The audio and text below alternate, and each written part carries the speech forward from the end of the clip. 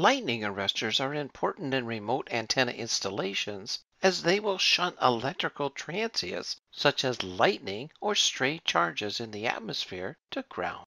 Here are a number of remote antenna and lightning arrestor installations, which all look very different. The installations on the left are where the gateway is mounted inside a building or an enclosure. The ones on the right are where the gateway or device is outside. Two general things to note. 1. The lightning arrestor is always mounted outside. This is done to avoid a high voltage discharge indoors. 2. The lightning arrestor is mounted at the device or at the gateway when outside. And of course, it is important that they are all grounded and sealed. Here is a list of other wireless how-to videos available on YouTube. Use the URL below to view the complete educational services course offering.